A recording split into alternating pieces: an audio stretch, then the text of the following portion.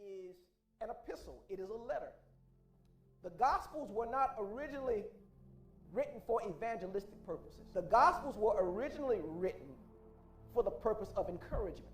They had to write these letters of encouragement, watch this, because people who had accepted Jesus as their Savior were under persecution. So they had to keep telling the story of his birth, his life, his death, and his resurrection to keep them encouraged, to say that you will go through some things. Listen, it was the brightness of his light that drew you. It was the whole idea that he could save your life, save your soul, that attracted you. But the Gospels were intended to show you that after he was born, this is how his life was, and this is where it led him. It led him to be marched from judgment hall to judgment hall, and even before that, to be criticized and to be beaten and to be accused and to be betrayed and to be denied and all that. And it led him to a cross and then to a grave. But he got up. Somebody shouted, but he got up. Of all the gospel writers, I've learned this, and anybody who knows me knows that I am, Johannine and Markian in my perspective. And Johannine just means, John's gospel to me reveals who Jesus really is. Not just the man in the flesh, but that he is the Son of God. And then Mark reveals to me how he was, or the essence of how he was, because he's a servant. So I love John and I love Mark. I love both of those gospels. But here lately, I'm falling in love with Matthew. And I want to tell you why I'm falling in love with Matthew. Because of all of the gospel writers, Matthew is the one who is more closely related to Jesus than any others.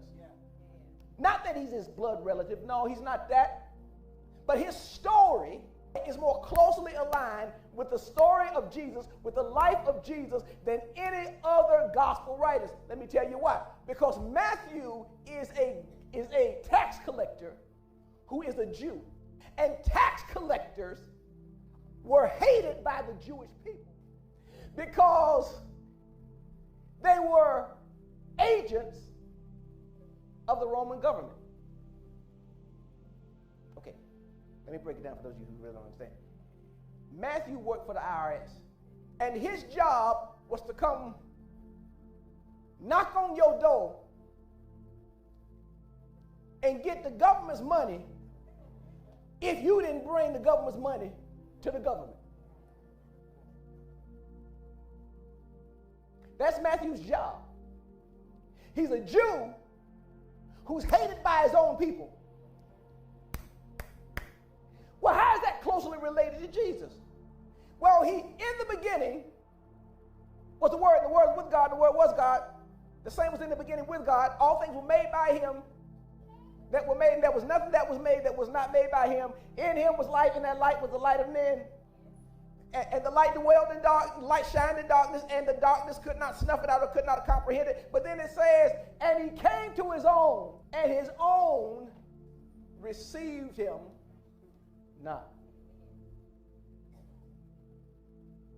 Or Isaiah says it this way, he was despised and rejected of men, a man of sorrows, acquainted with, listen, Jesus, like Matthew, Matthew, like Jesus, were just doing what they were assigned to do. But they were hated for doing what they were assigned to do. As a matter of fact, what they didn't understand was Matthew was really a blessing to them, because, watch this, if he collected their taxes when they were supposed to pay him, the government wouldn't mess with him, because everything was just based upon tributes and money and economics. And the only reason you ever rule another area, the only reason you ever take over another area is so that you can have its resources. So Matthew was in place. Matthew was in place really to help them, and they didn't understand that his job was to help them. So when I read Matthew's gospel now, I read his gospel from the perspective that he can relate to Jesus, relate with his experience. Watch this, because he's doing what it is. He's misunderstood. He's doing what it is he's supposed to do, and he's hated for it.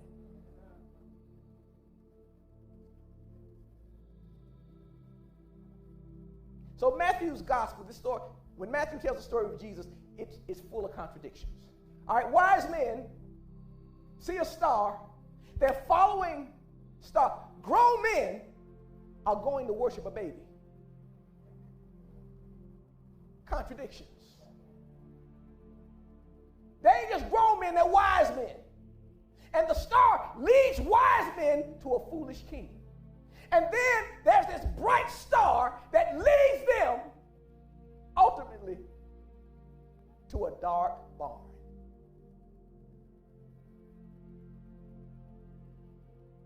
And leads them to the dark barn. Watch this. Here is their intention. They asked Herod, where is he who was born King of the Jews? For we have seen his star in the east, and we've come to do what? Worship him. Why does God lead you to dark places? Perhaps to worship him. Why does God discipline? Yeah, to see how obedient you're going to be. Yeah, to get you to trust him. But maybe he leads you to a dark season that you can't shake.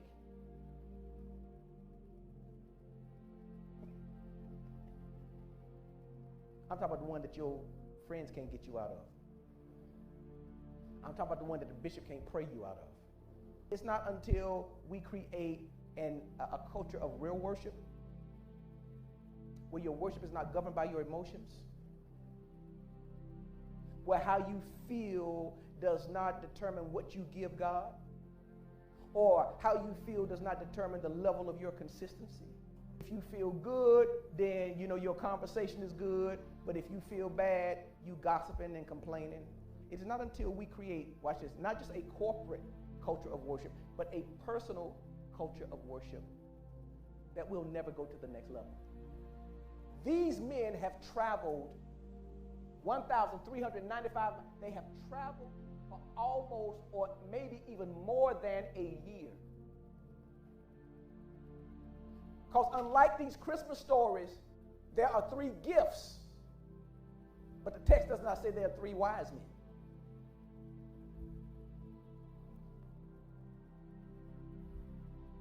Some accounts say over 100 men are traveling in a caravan, carrying gold, frankincense, and myrrh. And even though they're riding on camels, camels got to stop to get water sometime.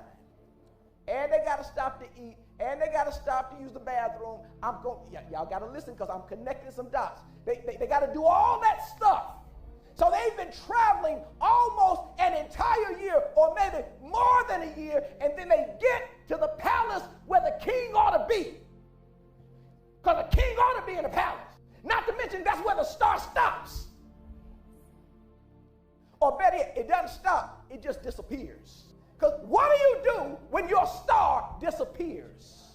Because God will test you with disappearing stars. God will send some things into obscurity, which means you can't see it no more. I saw it then, but I can't see it now. I can't see it no more. And what will be your level of commitment when you can't see it no more? So they've been traveling the whole year. And they get there, and Herod say, ain't it? But say, hold on for a minute. Then he calls all his Bible scholars and says, now, so can you tell me something about this new king? So, oh yeah, Bible scholars go and they say, oh yeah, he's to be born in Bethlehem. He says, that's all I need to know. Then he goes back. He says, hey y'all, he's going to be born in Bethlehem. So here's what I need y'all to do. I need y'all to go find him. And when you find him, bring back word to me so I can worship him. I almost preached about the Herod paradigm, which is the paradigm of insecurity. Because you never know. See, insecurity never rises until somebody else's star does. Herod's insecurity says, go find him, bring back word to me so I can go worship him. But y'all know he don't want to worship him. He wants to kill him. I didn't know there was another king coming. I thought I was the king. But since there is another king, go find him so I can kill him. There's some people who thought you'd be dead by now. And they just checking on you just because they don't know how you survived. So they didn't see the star at first. They didn't even know the star existed. They want to kill the star that's rising. I know he's a baby, which means he's just getting started, but let's kill him. Go find him so I can kill him. I know he spent 9 months locked up in his mother's womb. I know he was in a dark place. But he wasn't stillborn. He came out of that alive. So go find him so I can kill him. Because here's the whole lesson. The whole lesson is this: that a bright star leads them to a dark stable. Not just a dark stable, but leads them to a place that, according to their own words, when they get there, they're going to worship. Their only intention is to worship. They ain't there to see how beautiful the child is. They're there to worship. They're not there to get anything. They're there to worship. They're not there to benefit. They're there to worship. The only benefit they get is that they get to give what they have to the king. Watch this. To the king who is a baby, which means they go into worship potential, but not perfection. The reason that many of us don't recognize the full potential of what God has purposed for our lives is just because of that. We can't get excited about potential. And when we see a thing in its small stage, when we see a thing in its infancy, plus it's in a dark place, it's in a stable, we are so repelled by the darkness that we just stop. We give up. This ain't the Christmas message y'all expected, was it? Bright star leading you to dark places. What they could have done is when Herod said, I ain't him, they could have said, this is the only king we see. And we done traveled 1,395 miles, and we got all this gold and all this frankincense and all this myrrh. And so that we can get back to our lives, we'll just take what we got and give it to him and leave. The problem is, he ain't the right king. They could have said that. They could have said, let's just hurry up and get to church. We at church, and we just showing up to be at church. We ain't showing up to really worship. We just showing up at church, so let's just unload this gold, this frankincense, and this myrrh, and let's just get on back. That something happened, that when they found the right king and gave him the right stuff, their treasures were then opened. They gave him the gold, the frankincense, and the myrrh, and then their treasures were opened. Here's why many of us messed up. You think money is your problem. There's a genius on the inside of you, but you're not willing to endure seasons of darkness. And you're not willing to stand in seasons of potential, and you too quick to jump ship when things are dark and things ain't